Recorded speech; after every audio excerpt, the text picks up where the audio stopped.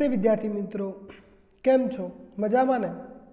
વિદ્યાર્થી મિત્રો, વિમળા વિદ્યાલયના ઈ ક્લાસીસ રૂમની અંદર આપ સૌનું સ્વાગત કરું છું.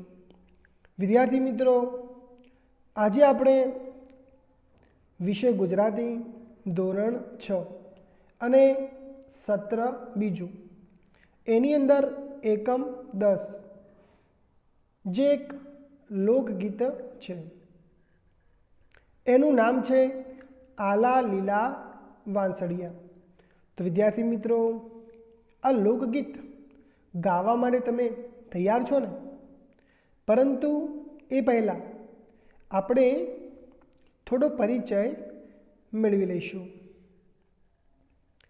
તમે અગાઉના એકમોમાં પાઠ કે કાવ્યના લેખક કે કવિના નામ જાણ્યા હશે.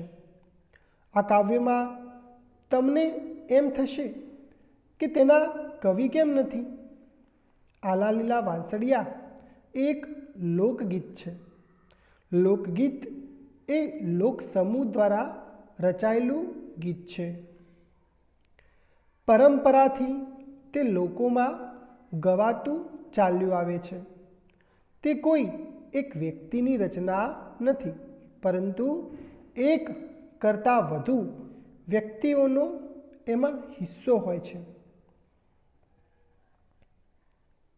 તેથી તેના રચયિતા વિશે આપણને કોઈ માહિતી મળતી નથી. આવા લોકગીતો સહેલાઈથી ગાઈ શકાય એવા હોય છે.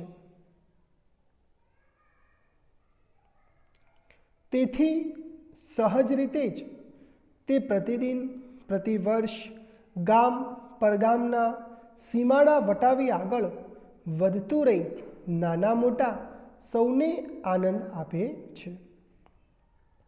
આલા લીલા વાંસળિયા એ લોકગીતમાં પ્રકૃતિ દ્વારા ભાવભીની વાણીમાં આપણી કૃષ્ણ ભક્તિ રજૂ થઈ છે.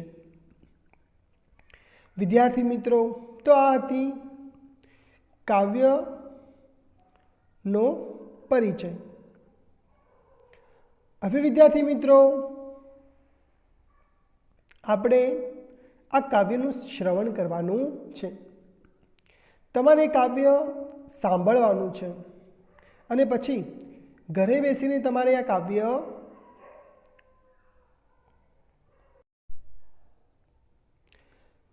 ત્યારબાદ ઘરે બેસીને તમારે આ કાવ્ય ગાવાનું છે. તો વિદ્યાર્થી મિત્રો, હવે વાર ના કરતા આપણે આ કાવ્યનું ગાન કરીશું. તો મારી સાથે તમારે પણ પુસ્તકમાં જોઈને આ ગીત ગાવાનું છે.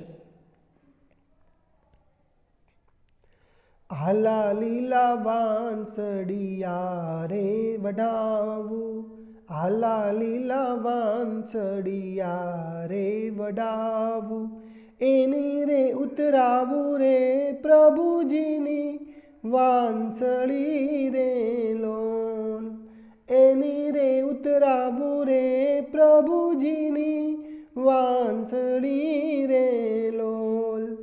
આલા લીલા વાંસળિયા રે વડાવું, આલા લીલા વાંસળિયા રે વડાવું, વાંસળીએ કઈ હંસ પોપટ ને મોર, વાંસળીએ કઈ હંસ પોપટ ને મોર, વાંસળડી વગાડે રે નંદજીનો લાડકો રે લોલ, વાંસળડી વગાડે રે નંદજીનો લાડકો રે લોલ.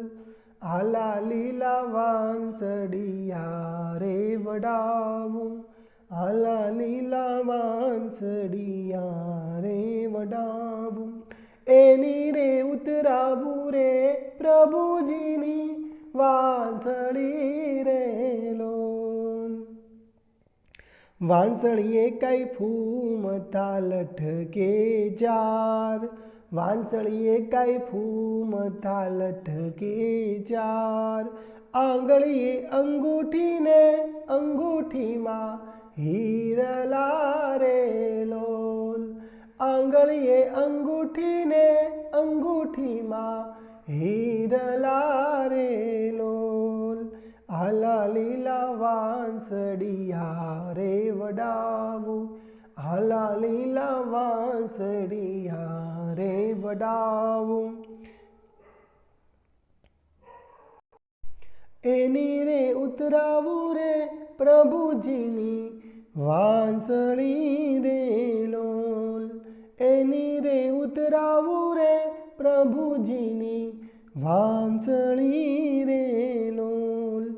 આવ્યા આવ્યા ઓતરા દશનામે, આવ્યા આવ્યા ઓતરા દશનામે. પાંદરડા ખેતરડા રે હરી કેરા છળી વળ્યા રે લોલ. પાંદરડા ખેતરડા રે હરી કેરા છળી વળ્યા રે લોલ. આલા લીલા વાંસળિયા રે વડાવું, આલા લીલા વાંસળિયા રે વડાવું. એની રે ઉતરાવું રે પ્રભુજીની વાંસળી રે લોલ. એની રે ઉતરાવું રે પ્રભુજીની વાંસળી રે લોલ. આલા લીલા વાંસળિયા રે વડાવું.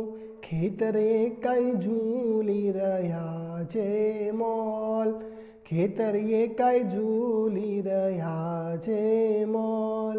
મોલે મોલે ગુંથી દીધા પ્રભુજીએ મોતીડા રે લોલ. મોલે મોલે ગુંથી દીધા પ્રભુજીએ મોતીડા રે લોલ. આલા લીલા વાંસળિયા રે વડાવું, આલા લીલા વાંસળિયા રે વડાવું.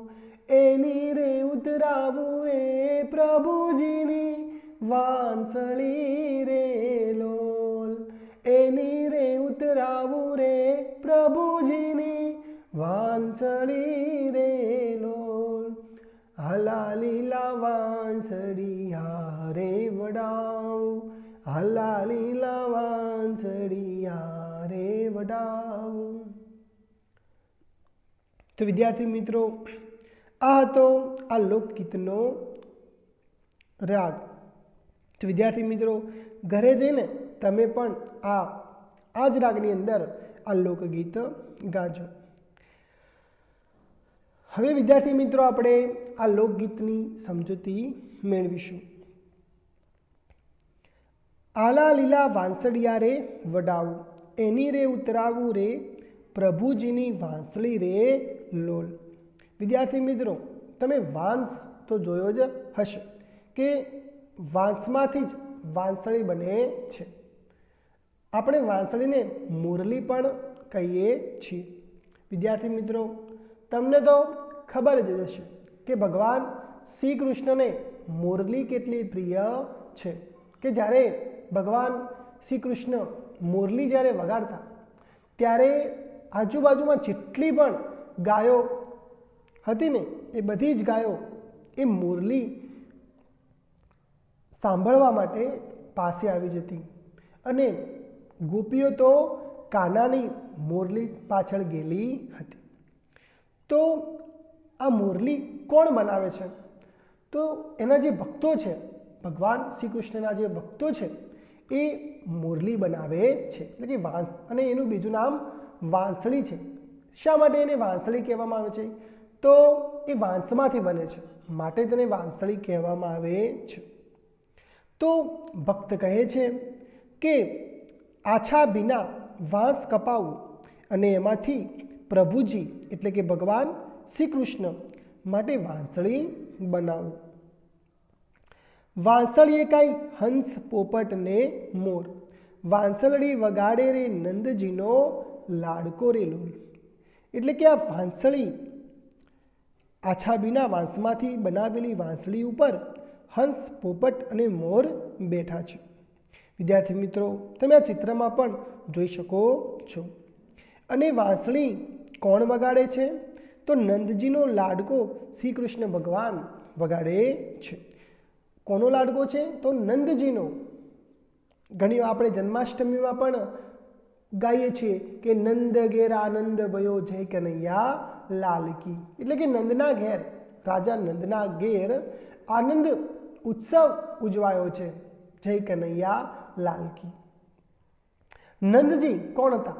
તો નંદજી ભગવાન શ્રી કૃષ્ણના પાલક પિતા હતા, કે એમને ભગવાન શ્રી કૃષ્ણનો ઉછેર કર્યો હતો, એટલે એમને પાલક પિતા કહેવામાં આવે છે. અને નંદજીના લાડકા પણ શ્રી કૃષ્ણ હતા. વાંસળીએ કાંઈ ફૂમતા લટકે ચાર, આંગળીએ અંગૂઠી ને અંગૂઠીમાં હિરલા રે લોલ. આછાબીના વાંસમાંથી બનાવેલી વાંસળી 4 ફૂમતા લટકી રહ્યા છે. અને એમણે જમણા હાથની આંગળીમાં જે અંગૂઠી પહેરી છે તેમાં હિરલા જડેલા દેખાય છે. કેટલી સરસ મજાની મનમોહક અંગૂઠી પહેરી છે. આવ્યા આવ્યા ઓતરા દશના મેં, પાંદરડા ખેતરડા રે હરી કેરા છલી વળ્યા રે લોલ. ઉત્તર દિશાએથી વરસાદ આવી રહ્યો છે અને ભગવાન શ્રી કૃષ્ણની કૃપા થવાથી ગામના પાદરો અને ખેતરો છલકાઈ ગયા છે. કે હરિ, હરિ એટલે કોણ? તો હરિ એટલે કે ભગવાન શ્રી કૃષ્ણ. હરિ તારા નામ છે હજાર, કયા નામે લખું કંકોત્રી. ભગવાનના તો હજારો નામ છે. તમે સાચા ભાવથી જે પણ નામે એને પોકારશો ત્યારે ભગવાન ચોક્કસ તમારી મદદ કરવા આવી પહોંચશે. તો ભગવાનની કૃપાથી જ બધું થાય છે. સારો વરસાદ પડે છે તો પણ એની જ કૃપા હોય છે. તો કવિ કહે છે, કવિ એટલે કે લોકો, એના ભક્તો કહે છે કે આવ્યા આવ્યા ઓતરા દશના મેં, એટલે કે ઉત્તર દિશાએથી વરસાદ આવી રહ્યો છે. અને હે પ્રભુ, હે હરિ, હે ભગવાન શ્રી કૃષ્ણ, તારી કૃપાથી જ આ પાંદરડા, આ ખેતરડા એ બધા ખીલી ઉઠ્યા છે, છલકાઈ રહ્યા છે.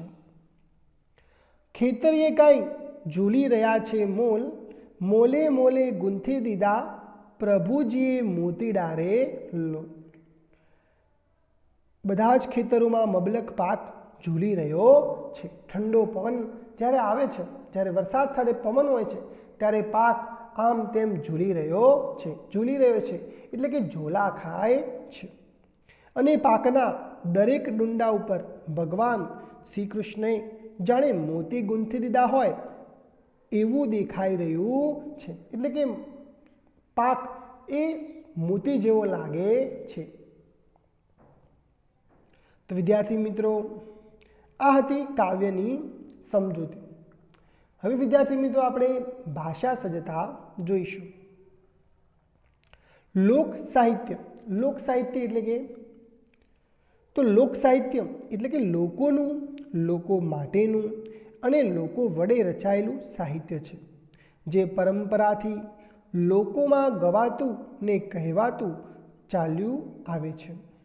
સરળ શબ્દો, જીવંત ભાષા, મધુર ભાવ અને મીઠી હલક એ લોક સાહિત્યના આગળ તરી આવતા લક્ષણો છે. લોક સંસ્કૃતિની વાત પણ લોક સાહિત્યમાંથી મળી રહે છે.